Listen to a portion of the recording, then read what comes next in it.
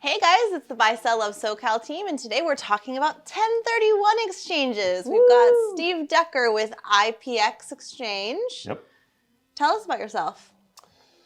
What is there to know? Let's see. I've been doing 1031 exchanges now for a little bit over 20 years. I'm kind of a glutton for punishment. Got suckered into the 1031 industry through actually my best friend's father growing up. He was actually my soccer coach, and when I was in college, I went to college back east, and every summer I came back to Southern California because I didn't want to sweat to death out there, and I needed a job. So I reached out to my buddy, my best friend, and said, "Hey, does your dad have any positions at his company?" So I started working at a 1031 exchange division at 19. Had no idea what the hell 1031 exchanges were, and each summer I came back, learned a little bit more, and about a month before I graduated college, my buddy calls me up and says, "Hey, the real estate market's going through the roof.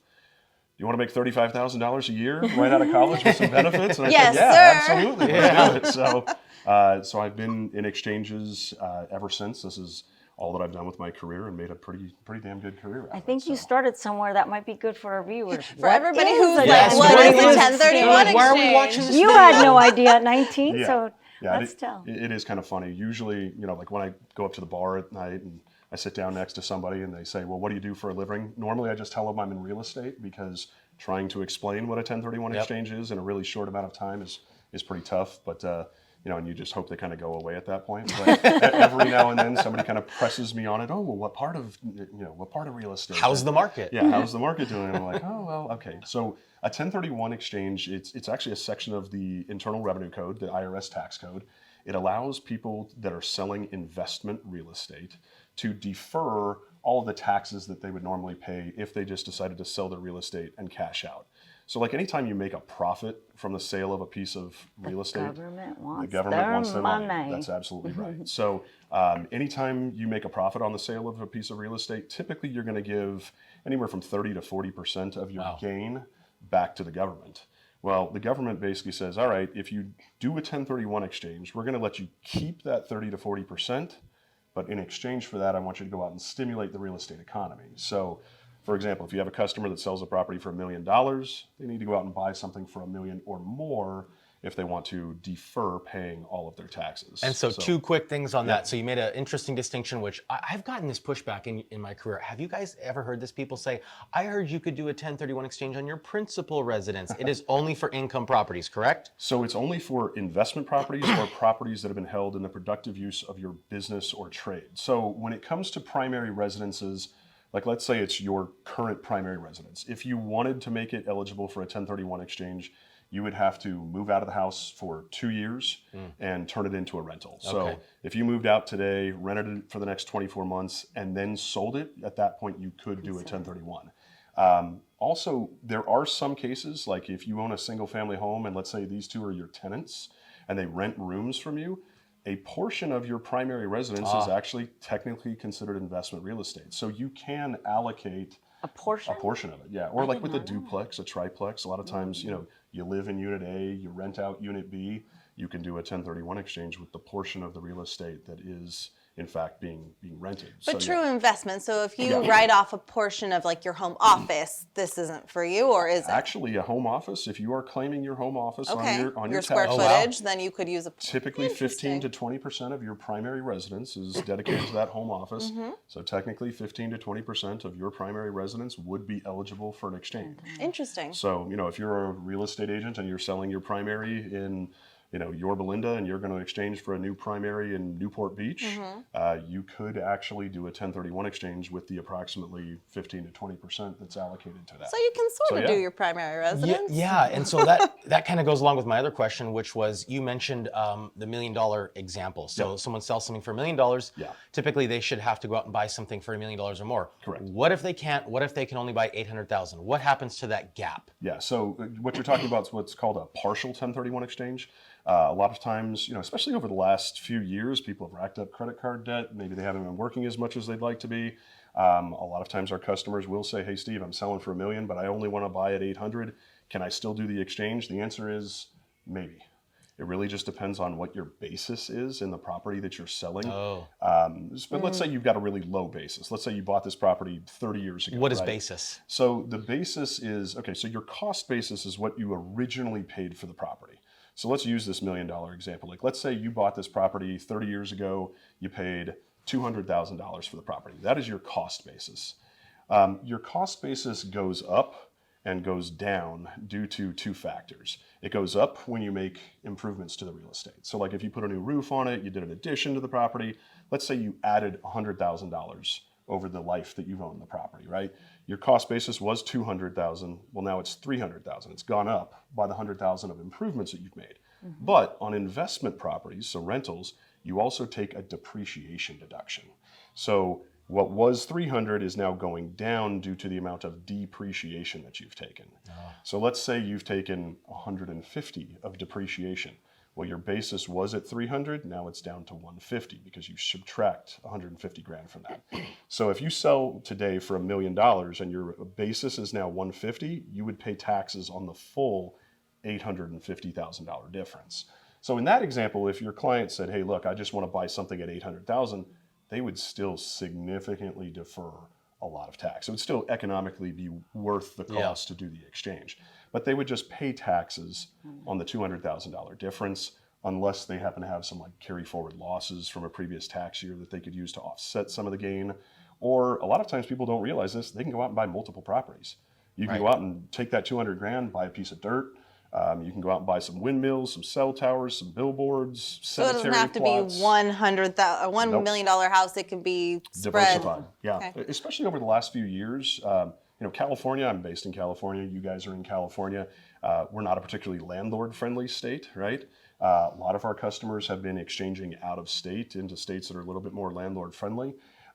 So you get a better bang for your buck typically in Tennessee, Alabama, North and South Carolina, Idaho. Those are some of the areas where we're starting to see quite a bit of migration. So this is a federal in the IRS tax code usable. Yeah, my client in Buena all Park 50 went and bought 4 properties in Arizona. Yeah, so this is applicable to all 50 United States, 2 U.S. territories as well, Guam and the U.S. Virgin Islands. So if you ever want to go buy something on the USVI, you're welcome to do so. Unfortunately, no Puerto Rico, no American Samoa, and no Northern Mariana Islands, wherever the hell they may be.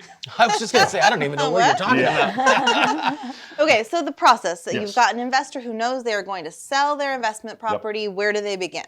So the first thing to begin with is, for you guys as real estate agents, is being able to identify an opportunity for one of your clients to use an exchange, because it kind of drives me nuts.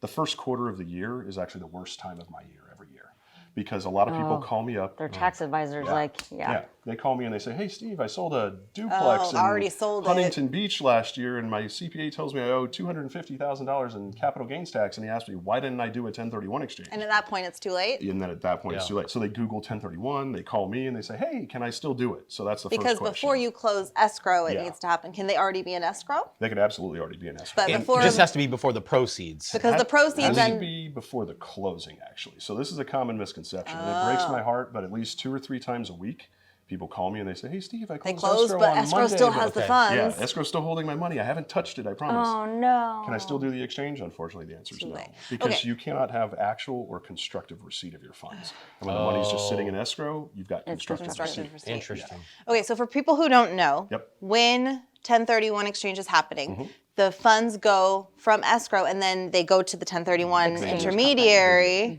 who holds them during this time period of... Yes, and so what's that time period? Yeah, let's talk about time periods. 2 major time periods you have to stick to anytime that you do an exchange, and contrary to most of my customers' popular belief, these time periods are not flexible. All right, so from the time you close the property that you're selling, so let's say I own this building and I'm going to close escrow on November 1st. From the close date of November 1st, I have 45 calendar days to identify property that I want to purchase, and I have 180 calendar days, which is about 6 months, to actually close on whatever it is that I'm going to purchase. And it's 180 from the November 1st or 180 days from After the the 45. identification? Yeah, Okay. we're not adding the two together. They are overlapping time periods. They both begin on the same day. So if you Okay. close November 1st, the clock starts ticking on both. For the 180. Yeah, for the 45 No and the question I 180. always wonder, but it's Yeah. never come up for me. If you identify that property and then for some reason it falls through, you can just re-identify something else as long as you close on it within that 180 days? If you're or? still within the 45 days, you can change your mind as much or as little as you want. Okay. But once you are past day 45, the IRS says if you change your mind or if you find a property you're in love with on day 70, you are just out of luck and you have a Whoa. failed exchange. I didn't realize Oh, that. really? Yeah, Okay, to be that's blunt with you, the interesting. reason why that 45 days is so short, like that's the number one thing that my clients like to yell at me about. They think that Steve Decker's the jerk that's only giving them 45 days to identify property. And I always tell them these time periods have been the same since 1984. I was 3 years old when the IRS put this into place. I had nothing It's to still do with your it. fault. Still my fault, Yes. yeah. But the reason the IRS has that time period so short is, frankly, they'd rather you fail. Because if you fail, you pay your taxes. Yeah, you owe the taxes. So they either want you to fail or they want you to immediately reinvest. Because if you think about it logically, the sooner you reinvest, the sooner you start paying property taxes again, which the government likes. You start generating income, Oh, which means because you're while paying that income money tax. is sitting over The here, last thing they want you nothing to do is sit stagnant with your Gotcha. money. They don't really Yeah. want you using that full 180. Correct. So now, if the Yeah. 45 is a non-negotiable solid number, the 180 can be extended? Cannot. There's only two cases where the 45 or the 180 could ever be extended. Okay. Military deployment, so you would have to enlist in the military and get deployed overseas. Oh, wow. So not very likely to happen. Or in the case of federally declared disaster. Earthquake, fire, flood, tornado, hurricane, act of terrorism, or for 3 very short months in 2020, pandemic. An example of a disaster relief extension. Recently, there was a hurricane that hit Florida. Most of the state of Florida received a federal disaster relief extension. So typically those disaster relief extensions are authorized either by the president himself or by the IRS commissioner with the authority of the president.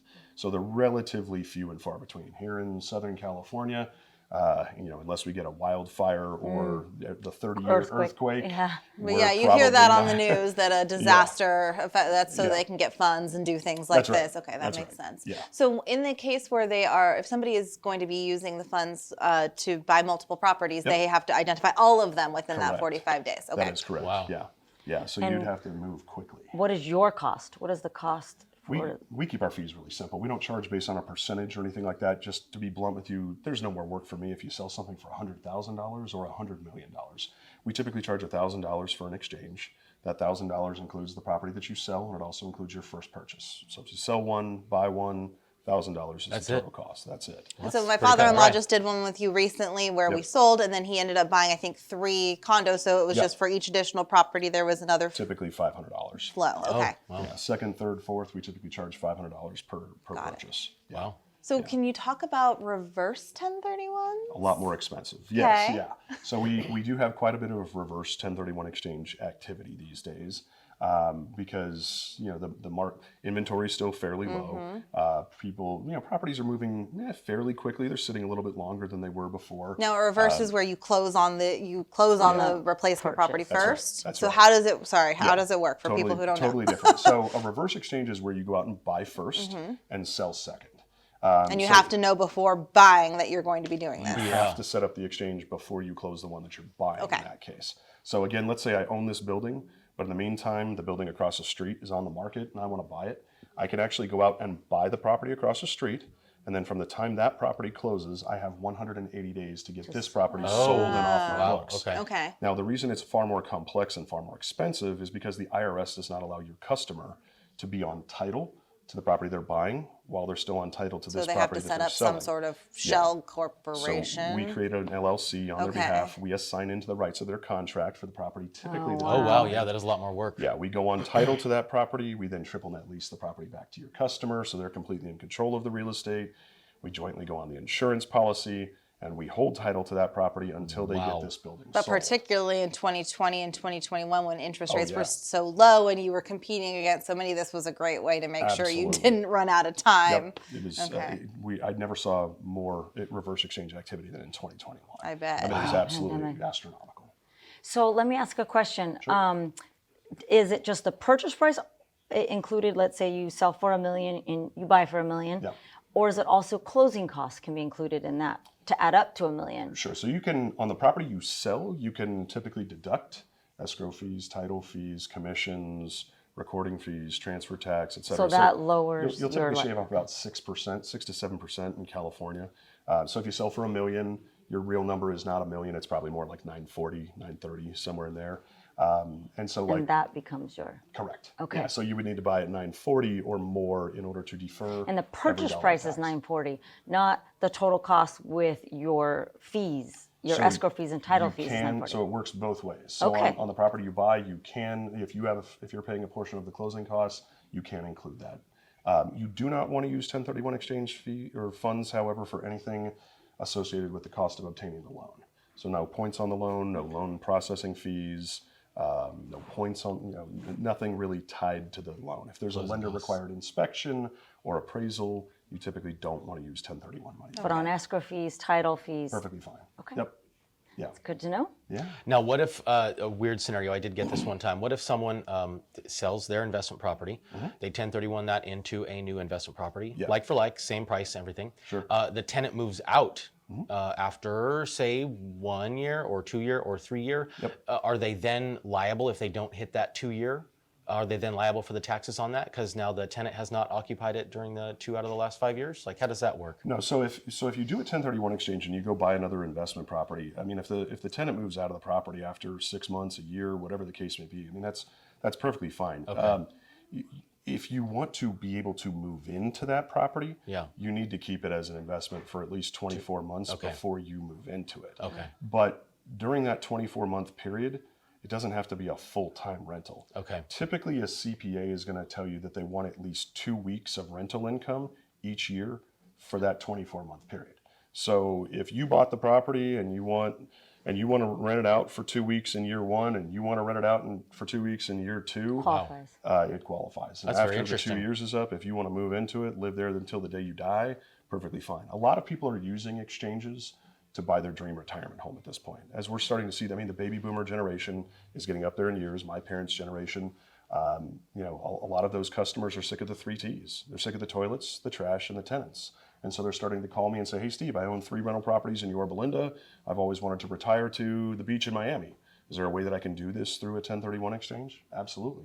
Sell your 3 rentals in Yorba Linda, exchange it for that property in Miami, rent Miami for 2 years. Move into Miami, live there until you die. That's amazing. Wow. Great way to Here's my biggest completely avoid the takeaway. taxes. Let's call Steve. Yeah. Yeah. Do we have any questions? It generally sounds the goal. complicated. It sounds Not that like complicated. no, but Yeah, I mean, spoken from the don't guy. try to Okay. figure it out yourself. When you're ready to do it, you call us. We Yes. call Steve. Yeah. We get you taken care of. Yeah, we're That's in- a good takeaway. We're a necessary part of the 1031 process. You have to have an exchange of common. It sounds like us. easy to screw up. It It- sounds it- easy to think yeah. oh yeah, it's 180 Anything with days, an IRS but tax you code just is don't easy want to to mess screw with up. it, That's right? right. So Yeah. fees are too low to not pay somebody to get it right. I agree with you. Although you'd be surprised at the people that rake us over the coals about our Yeah. fees sometimes. It's usually the wealthier customers that do Yeah, that. Really? usually. Really? Yeah. Oh yeah. Yeah, it's kind of And interesting. you are strictly called a 1031 exchange company. I've also heard the term accommodator or Intermediary. yeah. So all are those synonyms for the same thing. They're all Yeah. okay. Because I've had some clients even say, as far as I won't use an exchange company, I'll only use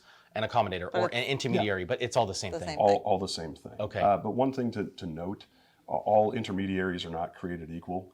Most people don't realize this, but my industry is completely unregulated. I mean, there is literally 0 federal regulation of who can be a qualified intermediary. Oh, wow. If the guy There's no flipping- licensing? Anybody no with a bank licensing, account, no just bond or insurance You requirements, can no just continuing what? education requirements. Not all escrow companies That is are bonded wild. either. So I mean, I get that's it's wait. crazy. So they could just set up a bank account and say I'm a 1031 and Yeah. I mean, if the guy flipping burgers at McDonald's hates his day job and wants to open an exchange accommodator out of his mom's basement tomorrow, there is nothing stopping him from doing what that. does he have to know how to do? No, all he Virtually needs to know nothing. is how to tell you how to get him your funds and steal then a set run of away. exchange documents and use them for himself. I mean, that. Oh my yeah. goodness. Is that like a thing that happens a lot? Fraud in your industry? I mean, that's So crazy. it's not rampant, but Rabbit hole. Seems like it's ripe for fraud. Whenever the economy starts to dip, not go give you anybody start to see ideas. Problems come up. In 2008, 9, 10, when the economy took a big nosedive, There was over $2 billion of customers' money that was lost or stolen as a result of exchange companies that were doing things that they should not have been doing. No. So you really do want to educate yourself on who you're working with. All right, so IPX Holy owned moly. I was transitioning by to my shameless self. Fidelity Yeah. National Financial, or Yes. Fidelity company, Yeah, so family of companies. So Fidelity National Financial is our parent company. It's a Fortune 500 publicly traded company, largest provider of title insurance services in the entire world. If you've ever heard of or worked with Fidelity National Title, Chicago Title, Lawyers Title, Commonwealth Title, Ticor Title, we are all a part of the same family umbrella, of companies. Yeah. So when it comes to financial strength, security of funds, we are literally second to none in the industry. So, and that's important because a lot of times we're holding tens of thousands, hundreds of thousands, millions of dollars of our clients' money, and it shocks me how few people actually ask me the question, "Hey, what are you doing with my money?" They just trust it.